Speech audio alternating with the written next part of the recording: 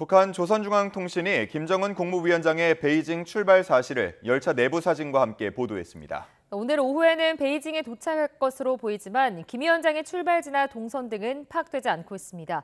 취재기자 연결해서 자세히 알아보겠습니다. 권준기 기자, 북한 측이 김 위원장의 중국 방문을 공식 확인했죠? 그렇습니다. 북한 조선중앙통신은 오늘 새벽 2문장짜리 짧은 기사로 김정은 위원장의 베이징 출발 사실을 확인했습니다. 김 위원장이 중국 전승절 80주년 기념행사에 참석하기 위해 어제 전용 열차로 출발했다며 이번 방문은 최선희 외무상을 비롯해 당정 간부들이 수행한다고 전했습니다.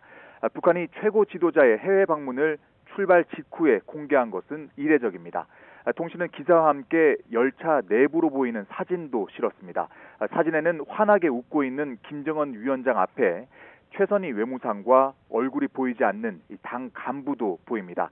애연가인 김 위원장 책상 위에는 담배와 재떨이, 노트북 등이 놓여 있고 열차 내부를 과거와 달리 나무 소재로 꾸민 점도 눈에 띕니다.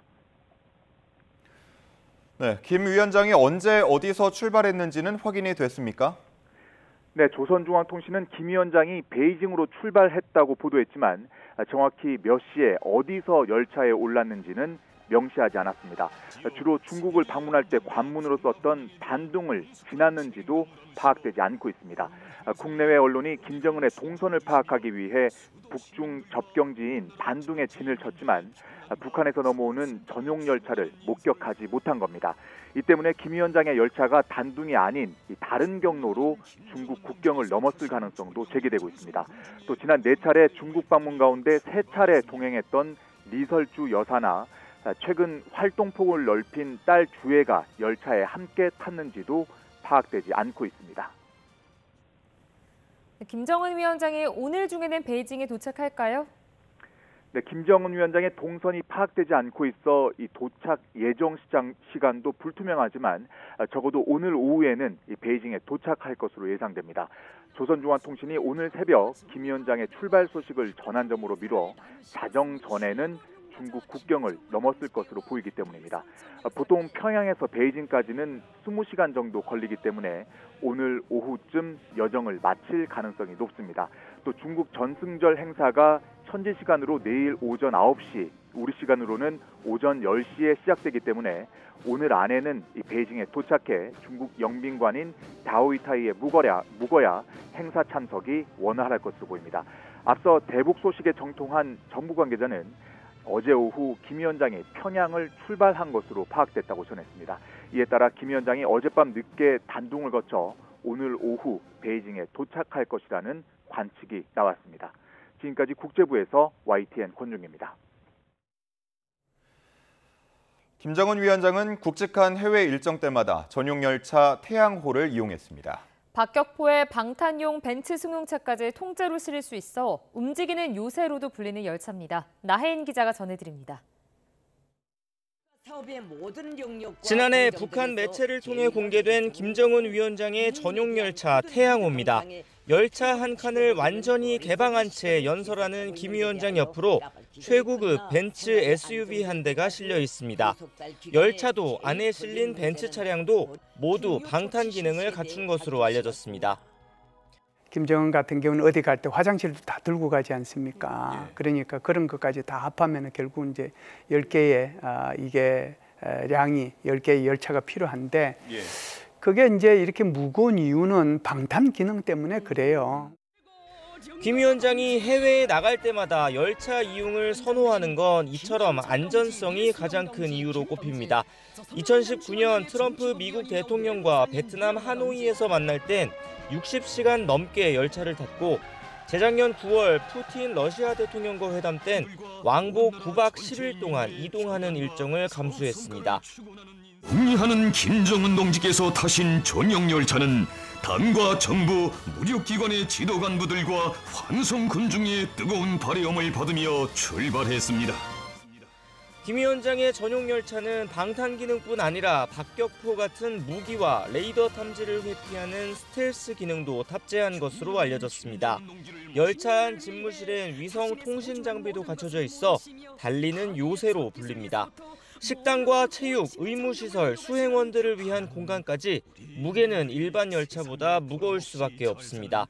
북한의 선로 상태가 이를 감당하긴 버겁다 보니 속도는 시속 60km를 넘기기 어려운 것으로 전해집니다. YTN9입니다.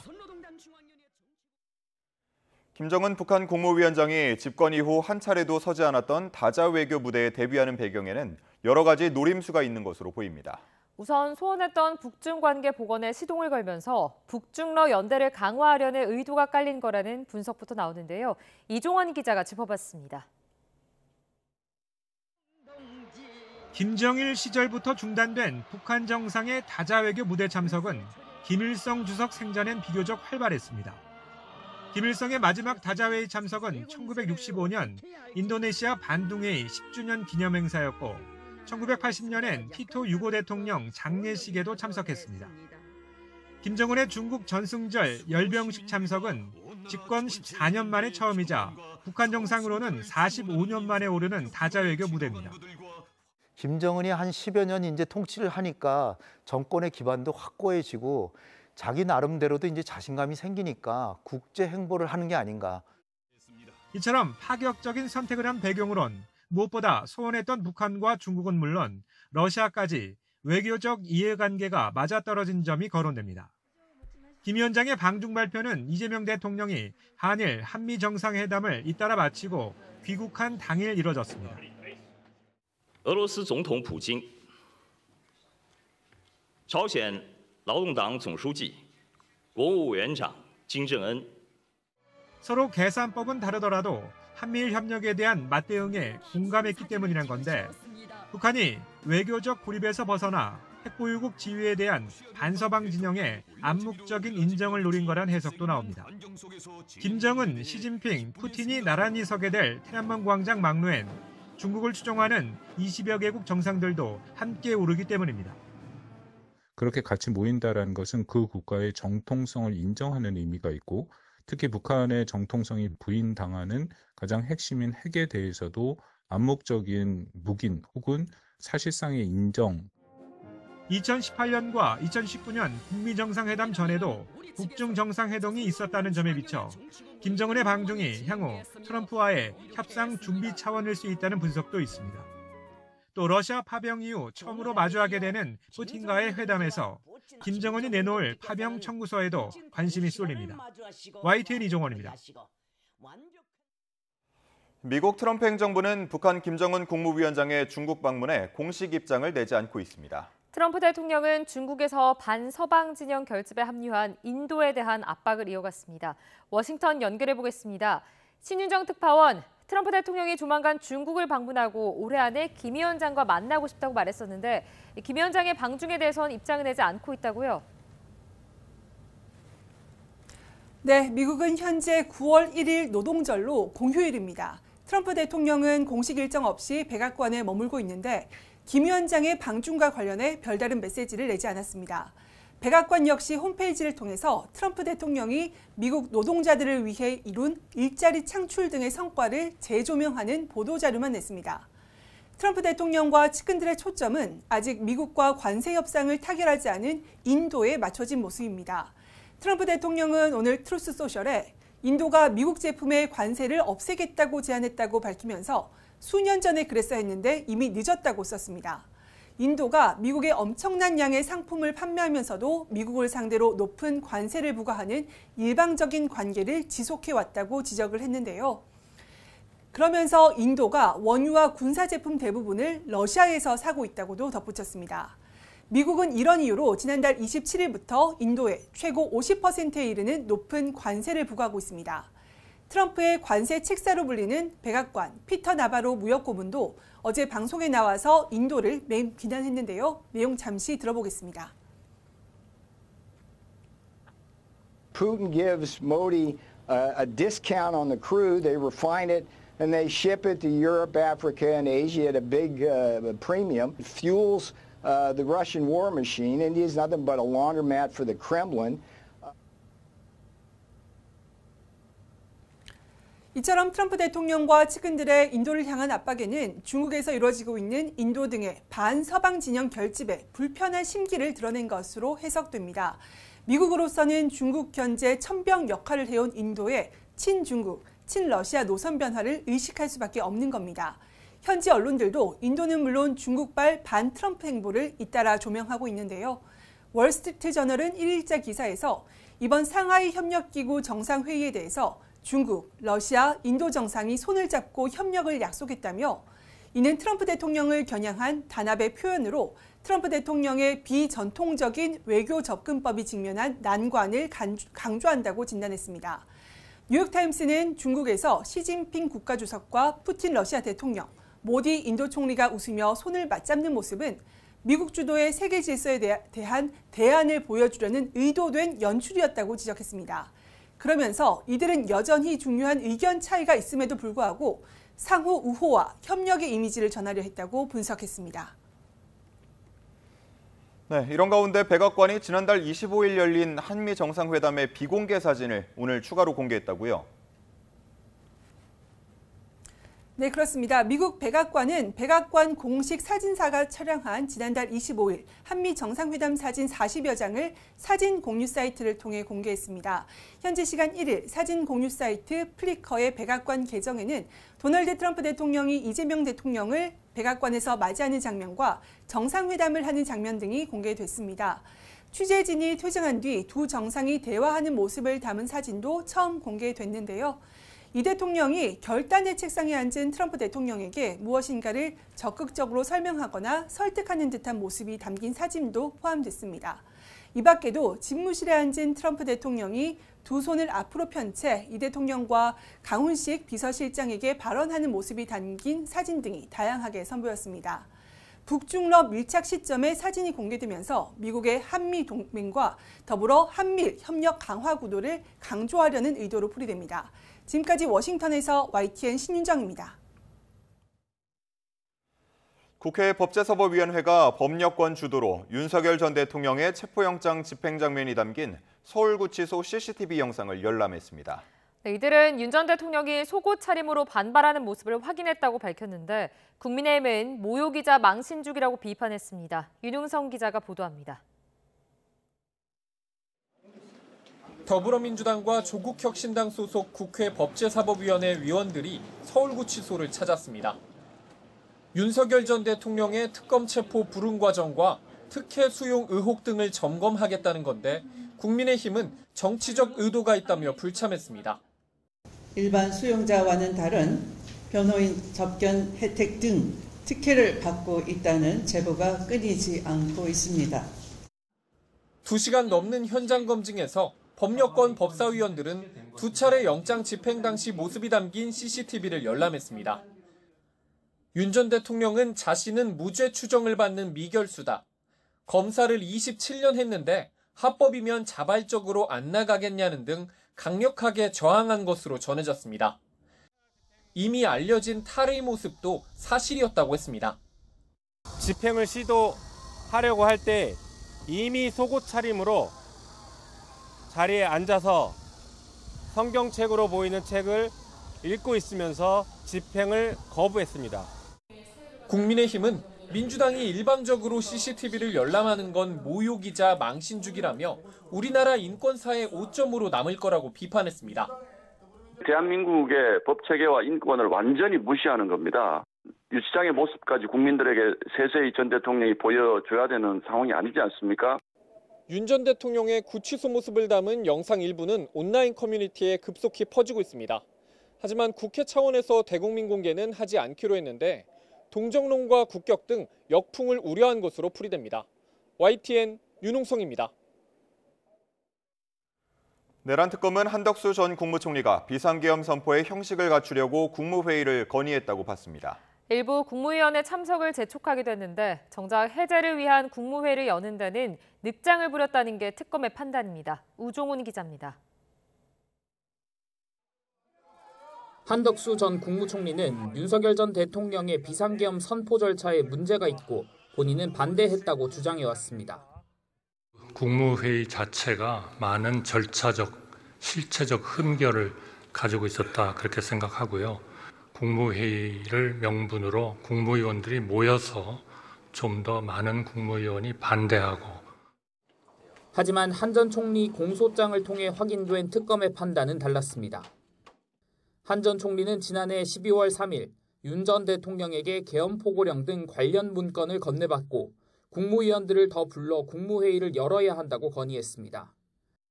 의사 정족수를 채워 형식을 갖추자는 한 전 총리 제안에 따라 윤 전 대통령이 밤 10시 계엄 선포 계획을 바꿔 국무위원 소집 지시를 내렸다는 겁니다. 특검은 한 전 총리가 국회 계엄 해제 표결이 끝난 뒤에도 국무회의 소집을 늦춰 윤 전 대통령 내란 범행을 방조했다고 봤습니다. 새벽 1시 2분쯤 국회에서 해제 요구안이 가결되자 당시 국무조정실장이 국무회의 소집을 건의했지만 한 전 총리는 기다려보자며 지연시키려는 듯한 말을 했습니다. 결국 계엄 해제 절차를 위한 국무회의가 필요하다는 정진석 당시 대통령 비서실장 전화를 받고서야 소집을 통보했는데 앞서 소집이 건의됐을 때로부터 이미 1시간이 지난 때였습니다. 특검은 한 전 총리가 군 복무 당시 박정희 전 대통령의 비상계엄 선포를 겪고 전두환 전 대통령 12.12 군사반란 때는 행정부 주요 직책에 있었던 만큼 비상계엄 선포로 국민의 기본권이 심각하게 침해될 것을 충분히 예상할 수 있었다고 강조했습니다. YTN 우정훈입니다. 불법 정치자금을 받은 혐의로 구속영장이 청구된 국민의힘 권성동 의원에 대한 체포동의안이 국회에 제출되면서 이르면 9일 본회의에서 보고되고 오는 10일 표결에 붙여질 것으로 전망됩니다. 국회의원 체포동의 요구서는 법무부를 거쳐 대통령 재가를 받고 국회에 제출하게 되는데 국회 본회의가 산회된 이후인 어제 체포동의안이 국회에 도착하면서 다음 본회의에 보고될 예정입니다. 민중기 특별검사팀이 나토 순방 목걸이 의혹에 연루된 서희건설 회장과 사위를 오늘 소환합니다. 특검은 서희건설 이봉관 회장과 사위인 박성근 전 국무총리 비서실장을 각각 오전 10시와 오후 2시에 불러 조사할 예정입니다. 이 회장은 사위에 대한 인사청탁을 대가로 김건희 씨가 나토 순방 당시 착용했던 반클리프 앞에 목걸이를 제공했다는 의혹을 받고 있습니다. 윤석열 전 대통령 부부에게 금거북이를 주고 공직을 요청했다는 의혹을 받고 있는 이배용 국가교육위원장이 사의를 표명했습니다. 이 위원장은 입장문을 통해 위원장직을 사임하고자 한다며 이 같은 상황이 발생한 것에 대해 송구스럽게 생각한다고 밝혔습니다. 그러면서 언론에 보도된 내용의 사실 여부는 조사 과정에서 성실하게 소명하겠다고 덧붙였습니다. 오늘의 주요 경제 일정입니다. 대외경제장관회의가 부윤철 부총리 겸 기획재정부 장관 주재로 열립니다. 한미 정상회담과 통상합의 후속 조치에 대한 논의가 있을 예정입니다. 통계청이 오늘 8월 소비자 물가 동향을 발표합니다. 소비자 물가 상승률은 두 달째 2% 초반 흐름을 이어가고 있는데요. 올 여름 폭염과 폭우로 과일과 채소 가격이 불안정한 상황에서 어떤 수치가 나올지 주목됩니다. 이억 원 금융위원장 후보자에 대한 인사청문회가 열립니다. 금융위가 내놓은 627 대출 규제 이후 후속 조치와 금융위원회 조직 개편 문제, 스테이블 코인과 배드뱅크 등 각종 현안에 대한 질의가 이어질 것으로 예상됩니다. 최근 소형 카메라가 달린 전자제품이 많아지면서 해킹 등에 따른 위험에 대한 경각심도 높아지고 있습니다.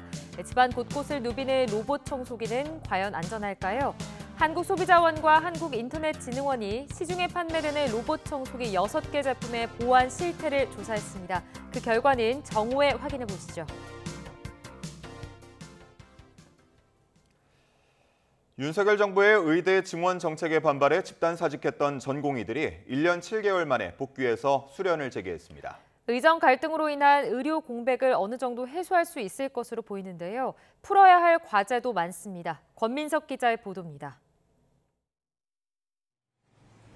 지난해 2월 의사 가운을 벗어던지고 떠났던 전공의들이 마침내 제자리로 돌아왔습니다. 전국 수련병원 160곳에서 인턴과 레지던트 13,400여 명을 뽑는 하반기 모집 절차가 끝나고 일제히 수련이 시작됐습니다. 자체 오리엔테이션을 진행하거나 바로 현업에 투입하는 등 차분한 분위기 속에 복귀가 이루어졌습니다. 지금 이제 과로 다 이제 출근을 해서 보통 보면 이제 과에서 이제 스케줄을 다 세우거든요. 정확히 몇 명이 돌아왔는지 보건복지부가 취합 중인데 서울 주요 상급병원 빅5 복귀율은 70-80% 수준입니다. 이로써 그간 차질을 빚었던 응급실 운영과 진료 지연 등 의료 공백은 어느 정도 메울 수 있게 됐습니다. 다만 서울대병원마저 전체 전공의 지원율은 78.9%에 달했지만 응급의학과와 심장혈관 흉부외과 등 필수 의료 과목 복귀율은 저조했습니다. 이런 경향은 지역으로 갈수록 도드라져 전공의 복귀율이 50% 안팎에 그친 곳도 적지 않고 소아청소년과나 응급의학과 지원자가 아예 없는 지방병원도 있습니다. 1년 7개월 만에 의정 갈등 해소에도 여전한 수도권 쏠림에 지역 필수 의료 사각지대 문제는 전혀 나아지지 않은 겁니다. 교수님들이 당직을 쓴다든지 그 업무 부분에서는 좀 지금도 좀 과부하된 상황이거든요. 그것 때문에 많이 좀 고생을 하시는데 그게 좀 당분간은 해소되지 않는. 정부는 향후 보건의료 위기경보 심각 단계와 비상 진료체계 해제를 검토할 방침이지만 완전한 의료 정상화까진 시간이 좀 더 필요해 보입니다. YTN 권민석입니다. 10% 할인 혜택에 대형마트나 병원, 전통시장 등 곳곳에서 온누리 상품권 쓰시는 분들 많으실 텐데요. 그런데 앞으로는 연매출 30억 원이 넘는 대형 가맹점에서는 이 온누리 상품권을 쓸 수 없게 됩니다. 영세 소상공인의 매출 증대라는 본래 취지를 되살리기 위해서입니다. 박기환 기자가 취재했습니다. 병 약국이 밀집한 거리에 사람들이 끊임없이 몰려듭니다. 살 빠지는 약부터 영양제까지 다양한 약들을 한눈에 볼 수 있는 데다가 온누리 상품권도 쓸 수 있기 때문입니다. 혹시 여기도 온누리 상품권 사용? 그러니까 예. 뭐 어떻게 지류라든지 다 가능한 거? 상관없어요. 잘 가요. 온누리 상품권은 전통시장 영세 상인들의 매출 확대를 위해 조성된 사업입니다. 하지만 이곳 대형 약국들은 광장시장 바로 옆에 위치했다는 이유만으로 10%의 가격 혜택을 누리고 있는 셈입니다. 온누리 상품권 가맹점에 매출 상한선이 없다 보니 대형마트 등 대형업체들을 배불린다는 지적이 제기돼 왔습니다. 게다가 지난해 학원과 교습소, 병원까지 사용처가 더 늘어나면서 이런 부작용은 더욱 두드러졌습니다. 이에 정부가 온누리 상품권의 사용처를 제한하기로 했습니다. 앞으로는 지역사랑 상품권처럼 연매출 30억 원 이하 가맹점에서만 쓸 수 있게 될 전망입니다. 연매출 및 업종 제한하는 방안에 대한 논의를 하셨던 것으로 알고 있고 연매출 상한제가 도입되면 또 어느 정도 도 불편하실 수 있기 때문에 온누리 상품권이 보다 활성화될 수 있도록 이번 개선안은 국회에서 전통시장법 개정안이 통과된 뒤 시행될 예정입니다. YTN 박견입니다. 올해 강수량이 역대 최저를 기록하면서 최악의 가뭄이 찾아온 강릉. 이렇게 극한 가뭄이 온 근본 원인은 무엇일까요? 대기 불안정과 폭염 등 기후 위기가 자리 잡고 있습니다. 고한석 기자가 보도합니다. 올해 1월부터 8월까지 영동 지방 강수량은 평년 대비 49.3%로 역대 최저치입니다. 이번 여름 6월에서 8월까지 강릉 강수량은 187.9mm로 1912년 관측 시작 이래 두 번째로 비가 적게 내렸습니다. 이 같은 극한 가뭄은 물관리 실패와 지형적 요인 그리고 기후위기가 겹친 결과입니다.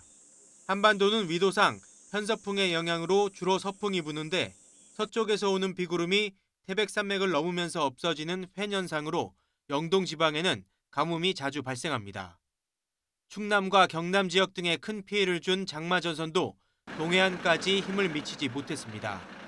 지구온난화로 인한 대기 불안정 때문에 비구름이 특정 지역에 오래 머물거나 짧은 기간 강한 비를 쏟아붓는 형태로 바뀌었기 때문입니다. 특히 지난 겨울 강릉에 예년보다 눈이 적게 오면서 저수지로 흘러갈 물이 부족했고 이는 가뭄의 강도를 키우는 결과를 낳았습니다. 또 최근 폭염으로 증발량이 많아져 저수지의 물이 급격히 줄어들면서 가뭄을 더욱 악화시켰습니다. 태풍이 없었던 것도 원인입니다. 동북아시아 지역에서는 찬 공기가 크게 남하하고 오랫동안 머물면서 역설적으로 우리나라 부근에는 오히려 마치 방호벽처럼 고기와 물타리를 만들어내면서 태풍의 접근을 막아서고 물관리 실패, 즉 오봉저수지 이외에 다른 수자원을 개발하지 않았고 기후변화를 예측하지 못했다는 점도 간과할 수 없는 이유입니다. YTN 권석입니다.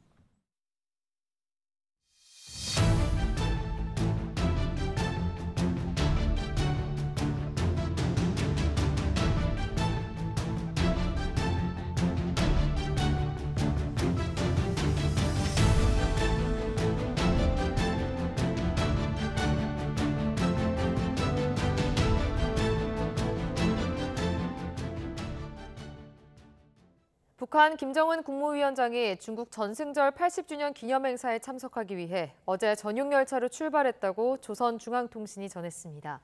조선중앙통신이 이 소식을 전하며 함께 실은 사진에는 김 위원장이 최선희 외무상 등 수행 간부들과 함께 대화를 나누는 모습이 담겨 있습니다. 북한이 최고 지도자의 해외 방문을 출발 직후 공개한 것은 이례적입니다. 김 위원장을 태운 열차는 신의주와 중국 단둥을 잇는 압록강 철교를 이용해 국경을 건너 오늘 오후 베이징에 도착할 것으로 예상됩니다. 중국 전승절 80주년 열병식에 참석할 북한 김정은 위원장의 방중 선발대가 베이징에 도착했습니다. 시진핑 주석은 상하이 협력기구 정상회의에서 진영 대립에 반대한다며 미국을 견제하는 발언을 내놨습니다. 베이징 강정규 특파원이 현장을 취재했습니다. 일요일 오후 예정이 없던 고려항공 2편이 베이징 수도공항에 착륙했습니다. 승객 70명을 태울 수 있는 여객기 1대와 화물 중량 50톤짜리 수송기 1대입니다. 북한 김정은 위원장의 의전과 경호팀, 취재진 등 방중 선발대로 추정되는데 공항에서 승용차와 버스를 나눠 타고 이곳 주중 북한 대사관에 들어간 거로 전해졌습니다. 주말 사이 본청 건물은 백색 성전 형태로 개축을 마쳤고 깃발과 휘장을 장식할 새로운 조형물도 생겼습니다. 외곽엔 철제 난간을 새로 두르고 주차된 차량을 이동시키는 등 특급 경호로 삼엄한 분위기입니다.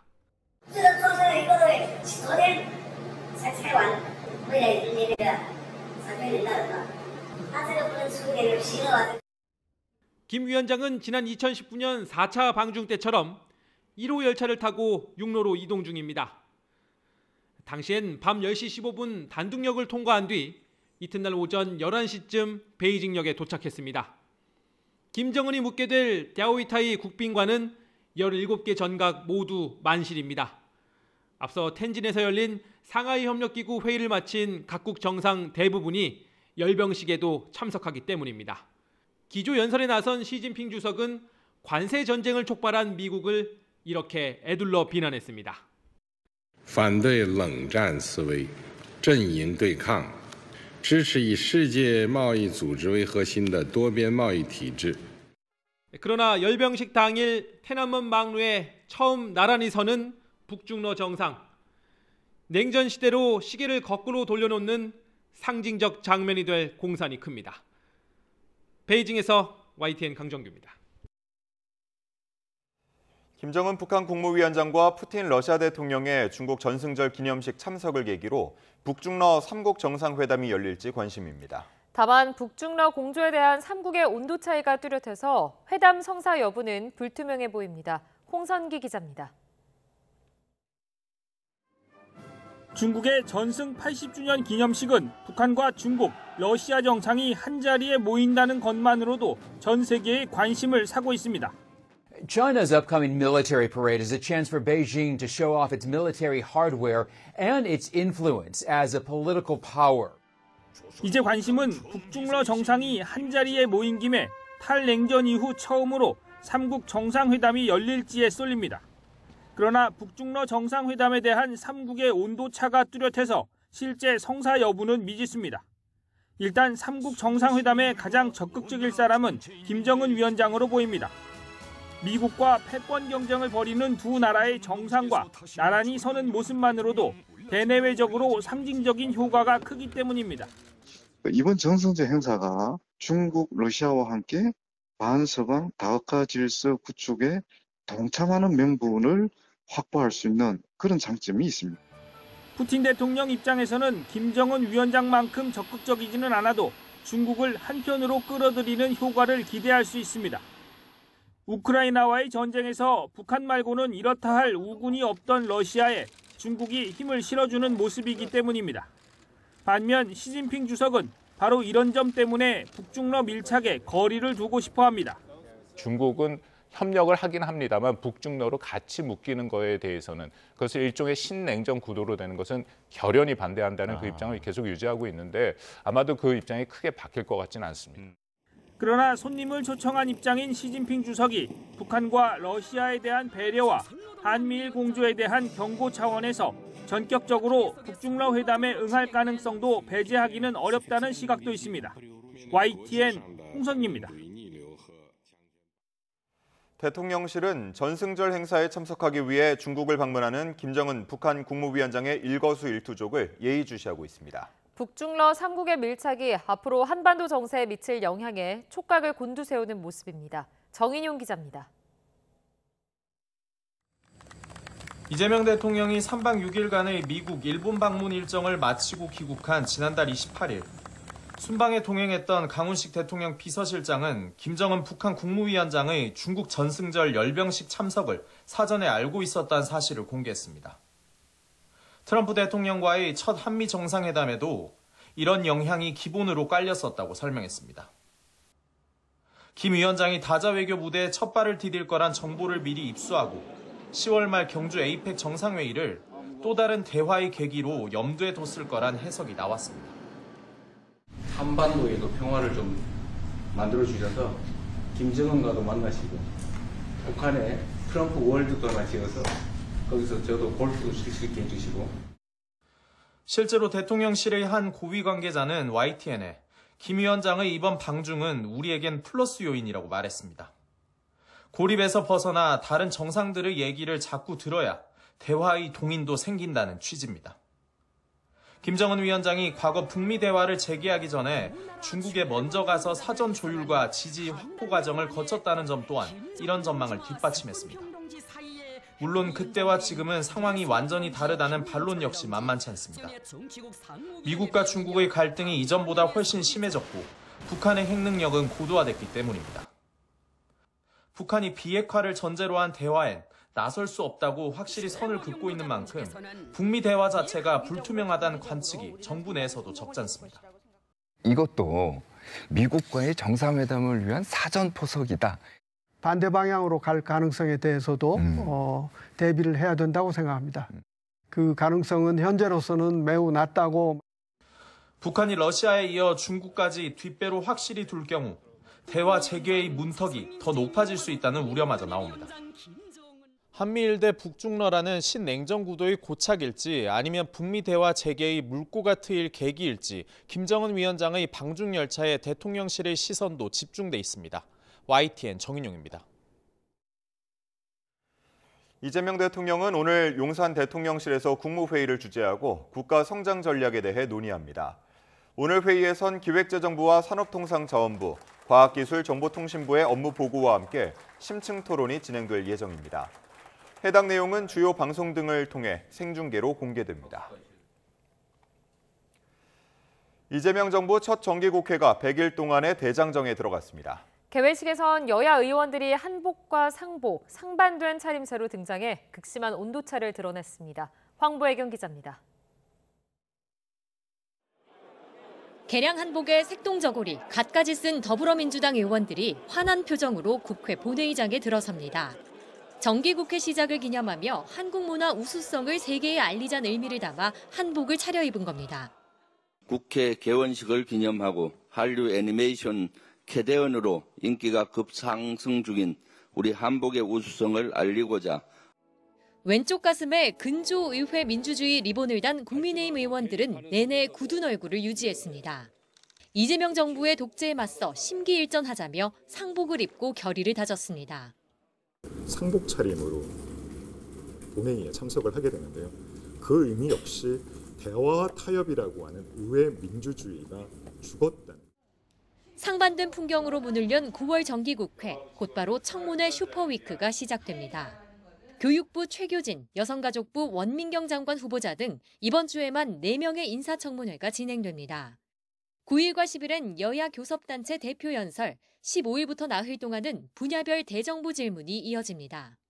민주당은 검찰, 언론, 사법 등 3대 개혁을 반드시 완수하겠다며 개혁 골든타임을 놓치지 않겠다고 강조했습니다. 검찰개혁 엇박자 논란엔 거듭 선을 그었습니다. 당정되는 이견 없이 흔들림 없이 원팀 원보이스로 찰떡같이 뭉쳐 차돌처럼 단단하게 달려가겠습니다. 국민의힘은 민주당의 입법 드라이브를 폭주로 규정하고 대여 투쟁에 힘을 모으고 있습니다. 특히 더 센 특검법은 지방선거를 겨냥한 야당 탄압이라고 반발했습니다. 이번 정기국회에서 국민의 삶을 파괴하는 이재명 정권의 무능한 국정 운영에 대해서 처절하게 맞서 싸우겠습니다. 728조 원 규모 내년도 예산안을 두고도 민주당은 민생회복 마중물이자 주춧돌, 국민의힘은 빚잔치 포퓰리즘이라고 맞서고 있습니다. 12월 9일까지 100일의 여정은 개회식의 옷차림처럼 갈라진 풍경이 반복될 전망입니다. YTN 황보혜경입니다. 내부 총질을 하면 결단하겠다고 으름장을 놨던 국민의힘 장동혁 대표가 당선 뒤에는 연일 원팀을 강조하며 메시지 톤을 낮추고 있습니다. 뭉쳐서 대여 투쟁에 주력하겠다는 건데 이른바 윤 어게인 돌출 발언은 여전한 뇌관으로 꼽힙니다. 김철희 기자가 보도합니다. 합리적 중도 성향으로 평가되는 정용 사무총장, 김도읍 정책위 의장 인선을 알린 장동혁 대표, 거듭 단합을 강조했습니다. 통합에도 원칙이 필요하다던 강경 입장에서 한 걸음 물러서 우선 의원 107명이 하나로 뭉쳐 싸우는 것이 최선이라고도 했습니다. 먹기 편한 초밥을 만드는 것보다 좀 큰 주먹밥을 만든다는 마음으로 인선을 해 나가겠습니다. 외부의 적, 정부 여당을 향해선 압박을 이어갔습니다. 김민석 국무총리와의 상견례 자리에서 일방적인 법 추진과 야당 비판에만 골몰한다고 꼬집은 겁니다. 지금 과거의 일로 무리하게 야당을 공격하는 거에 집중하고 있는 것이 아닌가. 대통령님과 우리 장동혁 대표님과의 대화도 다양하게 이루어지면 참 좋겠다 하는. 취임 이후 내유외강에 집중하며 발언 수위를 조절하는 장 대표와 달리 강경 지지층을 등에 업은 일부 지도부 발언에는 거침이 없었습니다. 탄핵의 강을 건너야 하는 건 국민의힘이 아니라 민주당이라며 윤석열 전 대통령 부부를 풀어줘야 한다는 주장까지 내놓은 건데 지도부는 부랴부랴 진화에 나섰습니다. 정치 보복성 모든 수사를 멈추십시오. 윤석열 대통령과 김건희 여사 석방하십시오. 당 지도부의 합의된 그런 의견은 아닙니다. 국민적 상식, 보편성, 그리고 합리성이라는 그 기준 하에서 중도층도 매력을 느낄 보수정당을 만들겠다는 장동혁표 중도 확장 전략, 당권 경쟁 승리 요인이었던 강성 지지층을 어떻게 단속하며 관계 설정이란 난제를 풀어갈지가 주요 과제로 떠오르는 분위기입니다. YTN 김철입니다. 검찰개혁의 강론을 둘러싼 여권 내 신경전이 여전한 가운데 대통령실 우상호 정무수석이 이른바 강경파들의 언행을 공개 비판했습니다. 논쟁이 아니라 싸움을 하고 있다고 꼬집었는데요. 그 발언 배경에 관심이 쏠립니다. 홍민기 기자입니다. 수사 기소 분리라는 대원 측엔 공감했지만 검찰개혁 세부안을 두고 여권 내 잡음이 계속되자 대통령실이 결국 경고장을 꺼내들었습니다. 우상호 대통령실 정무수석이 인신공격은 안 된다며 작심 비판에 나선 겁니다. 민영배 의원님도 그렇고 이문정 검사도 그렇고 사람을 거명해서 공격하는 방식은 저는 그렇게 썩 바람직해 보이지는 않아요. 이른바 강경파로 꼽히는 민 의원은 최근 개혁안에 우려를 표한 정성호 법무부 장관을 공개적으로 거론하며 직격했습니다. 임 검사장은 한 발 더 나가 정 장관과 봉욱 대통령실 민정수석 등을 검찰개혁 오적으로 꼽으며 날을 세웠습니다. 우 수석은 이에 대해 논쟁하랬더니 싸움을 걸고 있다며 건강한 논쟁을 통해 국민의 판단을 도와야 한다고 지적했습니다. 국민의 지지를 받지 못하는 개혁은 성공할 수 없다고도 했습니다. 우 수석이 대통령실 핵심 참모란 점을 고려할 때 검찰개혁은 국민에게 피해가 돌아가지 않도록 신중하게 해야 한다는 이재명 대통령의 의중이 반영된 것 아니냐는 해석이 나왔습니다. 그럼 경찰의 비대화 문제는 또 사실 지금 얘기 안 하고 있지만 그 부작용이 생길 수 있거든요. 대통령실의 거듭된 진화에도 검찰개혁 핵심 쟁점을 둘러싼 여권 내 이견은 여전합니다. 검찰청을 없애고 만들 중대범죄수사청의 상위기관을 법무부가 아닌 행정안전부로 하기로 했다는 주장이 여당 일각에서 나왔지만 이미 중수청은 행안부 장관 산하에 둔다. 그래요? 예, 이것으로 결정된 것으로 알고 있습니다. 행안부 아래 경찰과 중수청이 모두 모였을 때 부작용을 우려한 정성호 법무부 장관은 아직 확정된 게 없다며 선을 그었습니다. 정부와 여당은 오는 4일 검찰개혁 공청회를 열고 법무부를 비롯한 법조계의 의견을 들을 예정입니다.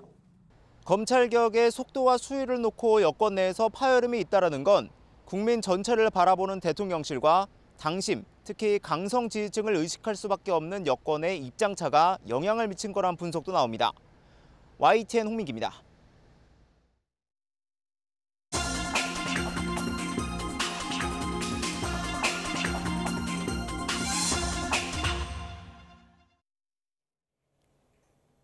오늘의 글로벌 픽입니다. 아프가니스탄 동부에서 규모 6.0의 강력한 지진이나 지금까지 800여 명이 숨지고 2,500여 명이 다쳤습니다.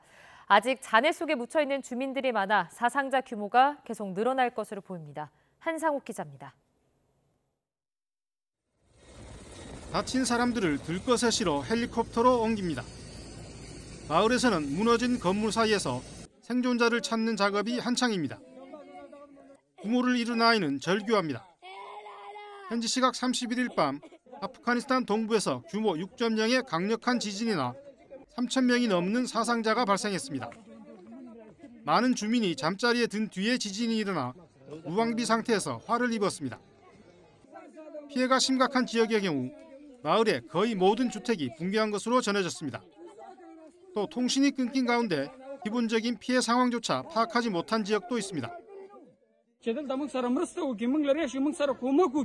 خبره پوه شولې زمونږ واړه ایثار دي زنانه ایثار دي سپینګیري ایثار دي ماشومان ایثار دي خبره پوه شو مړي ایثار دي زمونږ اوس دونه څوک نشته چې دا موږ سره راوباسي. 외신들은 아프가니스탄 외곽 지역에 진흙 벽돌과 나무 등으로 허술하게 지은 주택이 많아 인명 피해가 속출했다고 전했습니다. 아프가니스탄에선 2023년 10월에도 규모 6.3의 지진이나 4,500여 명이 숨지거나 다쳤습니다. YTN 한상욱입니다. 유럽연합 EU의 우르줄라 폰데어라이엔 집행위원장이 탄 항공기에서 러시아의 공작으로 보이는 신호 교란이 발생한 것으로 나타났습니다. 아리아나 푸데스트의 EU 집행위 수석 부대변인은 현지 시간 1일 기자회견에서 전날 불가리아 상공에서 폰데어라이엔 집행위원장이 탄 비행기에 위성항법 장치, GPS 교란이 발생했다고 밝혔는데요. 이 신호 교란에도 불구하고 항공기는 불가리아 블로디부트 공항에 무사히 착륙한 것으로 나타났습니다. 마약 밀매를 막겠다는 명분으로 미국이 자국 해역에 접근하자 니콜라스 마두로 베네수엘라 대통령이 남미에서 100년 만에 가장 큰 위협이 목격됐다며 미국의 행태를 비판했습니다.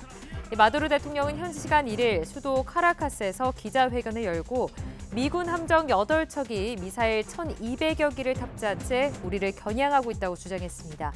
이에 대해 최근 100년 만에 남미에서 가장 크고 피비린내 나는 위협이라고 마두로 대통령은 밝혔습니다. 지금까지 글로벌 픽이었습니다.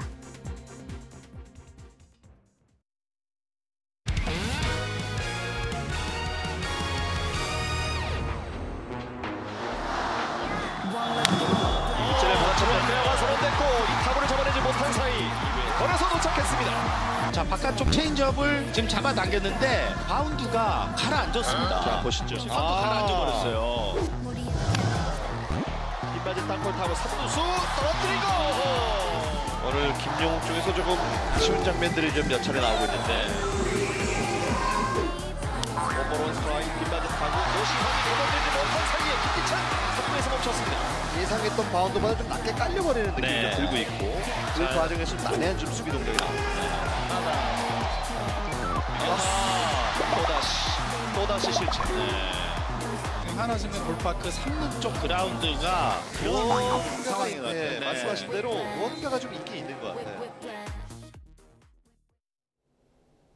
오늘은 남부지방을 중심으로 산발적인 비가 이어지겠습니다. 현재 서울을 비롯한 중부지방은 대부분 비가 그치거나 약한 비만 내리고 있는데요.